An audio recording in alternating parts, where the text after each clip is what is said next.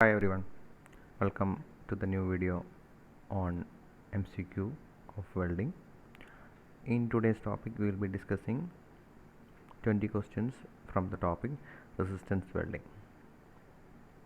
Our first question, which of the following is not true about fusion welding? Options: it depends upon the characteristics of heat source, it depends upon the nature of deposition of filler material, it does not depend on the heat flow characteristics in the joint, it depends upon the gas metal or slag metal reaction. The correct answer is it does not depend on the heat flow chara in the joint. Which of the following is used to produce heat in welding process? In electric arc, chemical flame, electric resistance heating. We are all familiar about arc welding. By using chemicals we will be do the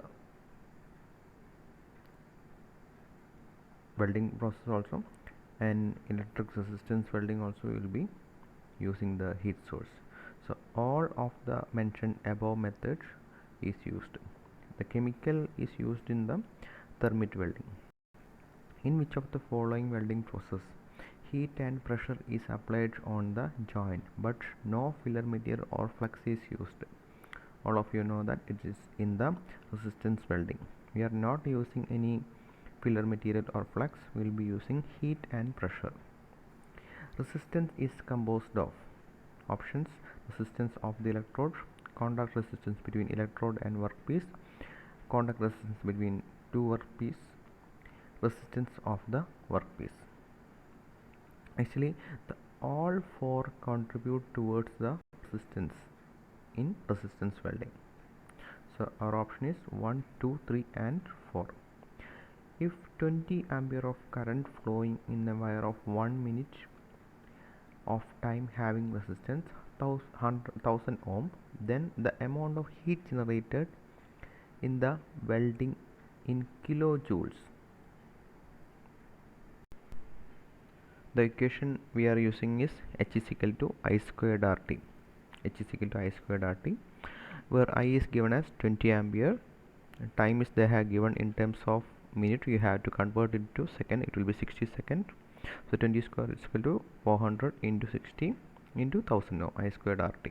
So it will the 24,000 is the total heat generated in kilojoules. Which of the following is true about electrodes? Options: low electrical conductivity and low mechanical strength. That is a wrong option. Low electrical conductivity and high mechanical strength. The high electrical conductivity, low mechanical strength. For an electrode we need high electrical conductivity and high mechanical strength. So our fourth option is the correct one. Which of the following is not true about resistance welding? Options: electrodes of higher resistivity is used for lower resistive piece, electrodes of higher resistivity is used for higher resistive piece, electrodes of lower resistivity is used for lower resistive piece. Option D, none of the above. For a lower resistive piece we will be using electrodes of higher resistivity. According to Joule's law, poor conductor heats to a higher degree than good conductor. Poor conductor heats up to a lower degree than a good conductor. Poor conductor heats up to a equal degree than a good conductor. So we have to compare the option 1 and 2. If it is a good conductor, the heat generation should be low. So poor conductor heats up to a higher level than compared to a good conductor. Which of the following electrode has very high electrical conductivity? Options: copper chromium, copper cobalt, copper beryllium and copper cadmium. Among these, the copper cadmium has the high electrical conductivity but the strength is low. Which of the following has the low electrical conductivity but high strength? We are having the same options: copper chromium, copper cobalt, copper beryllium and copper cadmium. Among these, copper chromium having the low electrical conductivity but high strength. chromium normally gives your strength. Which of the following is the simplest type of resistance welding using making lap welds? Which of the following is the simplest type of resistance welding using in making of lap welds? We will be using spot welding, resistance spot welding. Okay. Seam welding is used for producing pipes. The time required for electrodes to align and clamp the workpiece together under them is known as. Time required for electrodes to align and clamp the workpiece together under them is known as the options hold time, off time, squeeze time, and weld time. Okay, it is not the hold time, it is not the weld time. So we are not familiar about off time.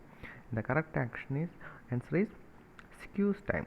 The time required electrode to align and clamp the workpiece together is called squeeze time.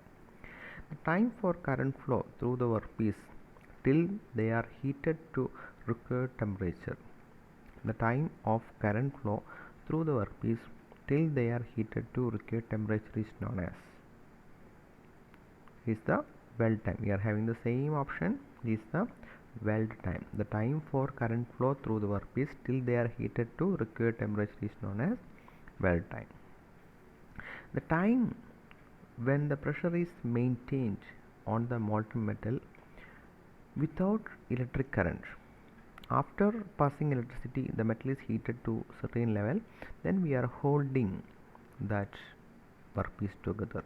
So it is called a hold time. In next question we are explaining the fourth time, the time after which the pressure is released and the metal piece is removed for the next cycle. In that time we are not carrying out the resistance welding, so it is called off. So it is called off time. The time after which the pressure is released and the metal piece is removed for next cycle is known as off time. The spot formed between the interface of workpiece when strong current and pressure is applied known as options joints, nuggets, core, and T. So the correct option is nugget. Nugget is formed the spot formed between the interface of workpiece when strong current and pressure is applied. In which of the following welding disc electrodes are used instead of cylindrical electrodes? In which of the following is disc electrode is used instead of cylindrical electrodes? For welding pipes, we are using electric seam welding, in which we will be using disc type electrode instead of cylindrical type of electrode. In which of the following operation embossing is required before welding? In which of the following operation embossing is required before welding? Options resistance spot and resistance beam, in which we are not using embossing. In projection welding we will be using embossing before welding. In which of the following welding operation the pieces are joined together by butt joint? In which of the following welding operation the pieces together are joined by butt joint? Okay. Resistance spot, resistance beam, projection. And the fourth option, in upset welding we are using pieces are joined by butt joint. The last question, in which of the following operation it is possible to weld more than one spot in a given time? In which of the following operation it is possible to weld one spot at a given time? It is the projection welding, in which we are using, if we have more number of projection, we can weld that much spot. If we have 3 projection, the projection will come in contact and we will get that much spot welding. So in projection welding we are getting n number of spot based on the projection. So that's the 20 questions from the topic resistance welding. We'll be back with another video. Thank you.